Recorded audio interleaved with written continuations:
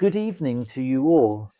Today, we're going to talk about the 10th and final episode on Surah Yusuf, titled "And Most of Them Do Not Believe in Allah except while they associate others with Him. And He raised His parents upon the throne, and they all fell to Him in prostration. And He said, O my Father, this is the interpretation of my dream from before. My Lord has made it come true. And He was good to me when He brought me out of prison and brought you here from the desert after Satan had stirred up discord between me and my brothers. Indeed, my Lord is subtle in what He wills. Truly, He is the all-knowing, the wise. The meaning here is that when Jacob arrived, and his wife, his children, and the people who were with him, that is, his other relatives, entered upon Joseph in the palace of the king and the seat of power, he embraced his father and kissed him. That is, Joseph hugged his father Jacob, kissed him, and wept. Then he seated him and his mother on the throne. After that, of course, he put on kohl and wore the royal garments and so on. Then he came to them dressed in the finest clothes, in the royal garments, let's say. As soon as they saw him in the royal attire, they bowed down in gratitude to God. The important thing is that Joseph said to his father Jacob, this position I am in now, this authority, this status, and this kingship, all of this is the fulfillment of the dream I saw before. About what? How many years ago? Some people say it was about 70 years ago, others say 40, some say 22, and others say 18. So, we don't really know how much time passed. From the moment they threw him in the well until he became king of Egypt. We don't know exactly how many years that was. The important thing is that Joseph said to him, O my father, or O my dad, God has made, or my Lord has made my dream come true, a reality. He turned it from a dream into reality because He brought me out of prison and brought you here from the desert meaning the Levant, meaning Palestine after the Shah. After Satan had caused trouble between me and my brothers, and they took me and tried to throw me in the well. And the long story that we've told about Joseph throughout the past 9 episodes that have passed. The source, which I always mention at the beginning of each episode, just in case someone hasn't followed previous episodes, so they know my source for this information, Majma al-Bayan fi Tafsir al-Quran by Al-Tabasi. The question here is, and they fell down before him in prostration, did they prostrate to God, or did they prostrate to Joe? Seth. The pronoun him in before him, let me highlight it for you in a different color, him. Who does it refer to? Who did they prostrate to? To God or to Joseph? And if it was God, what's the evidence? If it was Joseph, what's the evidence? The clarification we're saying, and he said, and there are 2 points. First, some refer to Joseph in the third person, he said, meaning Joseph. Second, the statement is attributed to Joseph, and the narration to, My Lord, you have given me some authority and taught me the interpretation of dreams. Creator of the heavens and the earth, you are my protector in this. In this world and the hereafter, let me die as a Muslim and join me with the righteous. The meaning here is that Joseph is saying, O Lord, he is supplicating to God or speaking to him, saying, You have given me and granted me prophethood, the kingdom of Egypt, and taught me the interpretation of dreams. O Creator of the heavens and the earth, you are my helper, my manager, and my protector, in this world and in the hereafter. You are the one who takes care of my well-being in both, meaning in this world and the hereafter. You set things right for me, my friends and my enemies alike. So, O Allah, let me die as a Muslim and join me with the people of paradise among the prophets. Some people say that Joseph was buried in the Nile in Egypt. I mean, in a box made of what? Of marble. Until Moses carried him when he left Egypt. That is, Moses carried Joseph in his coffin and took him where? To Palestine. The point being made here consists of two parts. The first point is that he says, "My Lord, you have given me," meaning that the conversation or the address is from Joseph to God. So, the statement here is Joseph's, and the statement is directed to God. The second point is that he says, "Let me die as a Muslim." But Islam hadn't been revealed yet, so how would he die? How could he be a Muslim? Islam was a message given to and revealed to Prophet Muhammad. To the extent that Prophet Muhammad himself was not a Muslim before revelation of Islam. So how could Joseph have been a Muslim and ask God, or pray to God, to let him die as a Muslim? This is something I honestly don't understand. The last point is that, with this verse, verse 101, the story of Joseph ends completely, and the next 10 verses that are separate from the story of Prophet Muhammad. That is from the news of the unseen which we revealed to you, and you were not with them when they agreed upon their plan while they were plotting. The meaning here is that God is speaking to Prophet Muhammad, meaning our connection to Joseph and the story of Joseph has ended, and now a conversation begins between God and Prophet Muhammad, where he says to him, "O Muhammad, the story that we have told you, which is the story of Joseph, so teach, is part of the news of the unseen. We reveal this news to you through the tongue of the angels." Honestly, I don't really know what that means. What does it mean, through the tongue of the angels? Does it mean the angels are the ones who conveyed these words and this story to Prophet Muhammad, or was it God who conveyed it to Prophet Muhammad, or was it Gabriel who conveyed it to Prophet Muhammad? So the words in the story of Joseph that we talked about in the past 9 episodes were being narrated on the tongues of the angels. Because the interpreter Al-Tabasi says this, he says, "That story which we have recounted to you, that is, the story of Joseph we have recounted to you, or revealed to you, O Muhammad, on the tongues of the angels, exactly in those words." So we want to know who was actually speaking about Prophet Joseph and about his brothers or his siblings, about Zalika, about Jacob, and about all of them. Throughout 9 episodes, the important thing is, he says to him, "We have revealed this story to you on the tongue of the angels so that you may tell your people about it, to affirm your prophethood among them. When they realize that you know news of the unseen, which they do not know. So in this way, you are affirming your prophethood to them. Why? Because you were not among the sons of Jacob when they plotted against Joseph and threw him into the well." The point being made here is that God is speaking in the first person. We reveal to the Prophet Muhammad using the second person pronoun to you, O Muhammad. And most people, even if you are eager, will not believe.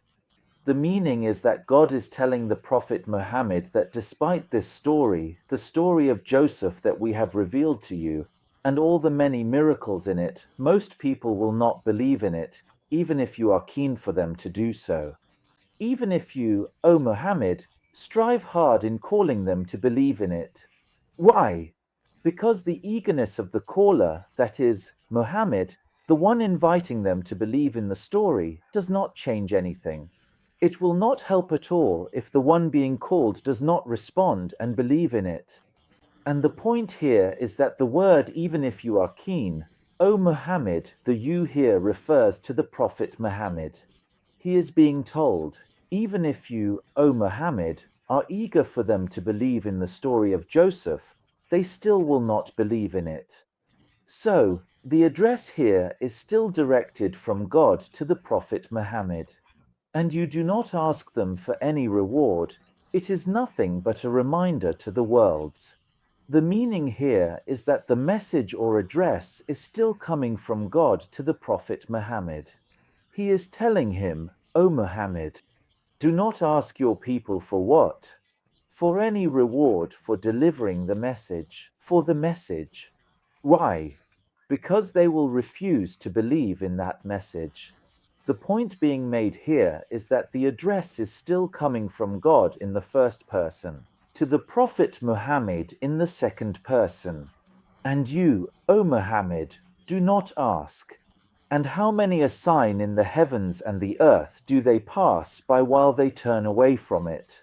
The meaning here is that God is still addressing or revealing to the Prophet Muhammad, meaning, through these words, via the angels, he is telling him, how many proofs are there in the heavens and the earth that point to the oneness of God?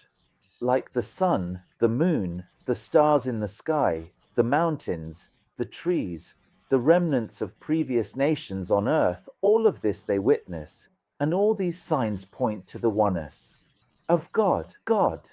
They see them, meaning your people, but they turn away from reflecting on them. The point being made here is that it says the heavens, not the skies. Honestly, this is the first time I've noticed this detail, that it's the heavens. No, he made it the heavens. If you notice, it's without the alif. I honestly don't know how that works. I just want to highlight it for you, or mark it somehow, so you pay attention to it and look it up later. You're the ones who should check up on me and see. Maybe it has a different spelling that I didn't notice. It. As samawat, not as samawat with the alif, the plural of as-sama with the alif. Most of them do not believe in Allah except while they associate others with him. The meaning here is that this verse was revealed about the polytheists of Quraysh. And there are. Some say it was about Arab polytheists, others about hypocrites, and others about believing people of the book in the Torah and the Gospel, but denied the Quran. The question is, about whom was this verse revealed, and what's the evidence? If you say it was revealed about the polytheists of the Arabs, Quraysh, or the hypocrites, what's your evidence? If you say it was revealed about the people of the book, what's your evidence as well? Did they feel secure that a sweeping punishment from God would not come upon them, or that the hour would come upon them suddenly while they are unaware?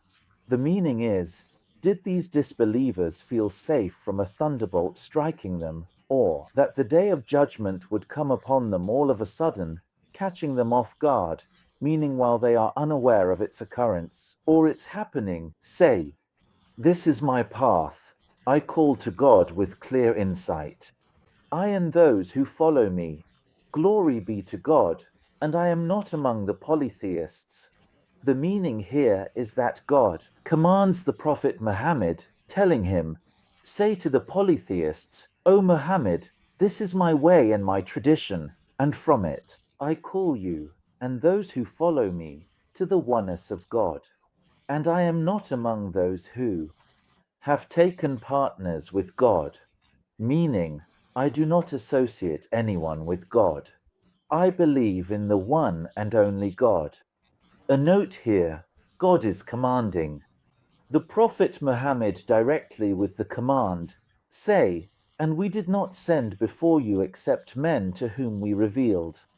Among the people of the towns, have they not traveled through the land and observed how was the end of those before them? And surely the home of the hereafter is better for those who are mindful. Do you not understand? The meaning here is that God is telling the Prophet Muhammad that God did not send before you except prophets from among the people of the towns, who are the people of the cities. Why? because they are more rational and experienced than the people of the deserts. Because the people of the deserts are far from knowledge and tend to be harsh and rough, and God never sent a prophet before you, O Muhammad, from the people of the desert, nor from the jinn, nor from among women. So here he asks, saying, have these deniers of your prophethood, O Muhammad, not traveled of those who denied your prophethood, O Muhammad, so they could see how the fate of the nations that denied their messengers before, and how God destroyed them, so they might take a lesson. The point to note here is that God is speaking in the first person to the prophet using the second person pronoun. He says, for example, and we did not send, meaning God. We reveal, meaning God. So he is saying to him, from before you, O Muhammad. This is our second person pronoun.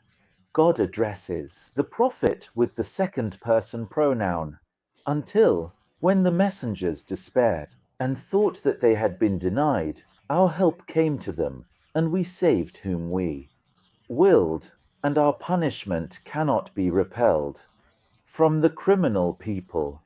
The meaning here is that God is telling the Prophet Muhammad, saying, O Muhammad, the messengers before you faced the same struggles with their nations denied them. But what happened? What happened is that we delayed the punishment for those nations who denied those messengers until the messengers almost despaired and were certain that their people had denied them.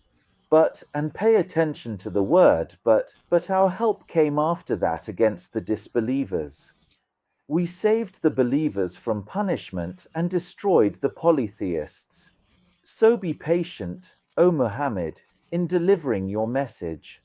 The point being highlighted here is that God is speaking in the first person to the Prophet Muhammad. He is telling him, our victory, we, God, so we save. We, God, meaning we save, and we'll talk about this now. And none can repel our might, we, God. This is. The first point is that the speech is from God in the first person to the Prophet Muhammad. The second point is about the word despaired, istaasa. Should it be written like this, or in the way I've written it here? The second point, he says so we save, is it so we save or we save? We are God. Indeed, in their stories there is a lesson for people of understanding.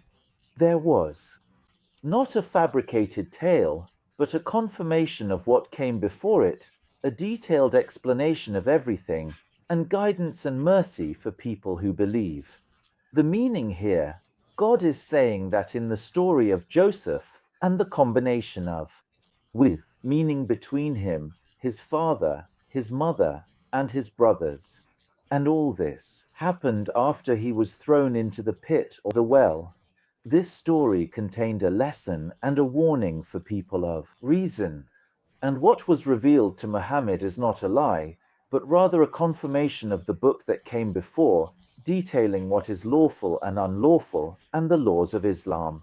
And here, he means the Quran. The point to note here is that after God was speaking in the previous 3 or 4 verses using the first person pronoun from God to the Prophet Muhammad to the Prophet Muhammad using the second person pronoun. Now, currently, he concludes the surah and the verse by talking about an issue concerning the Prophet Muhammad and says his hands, meaning his own hands. Thank you very much to you all, and I will see you in the next episode.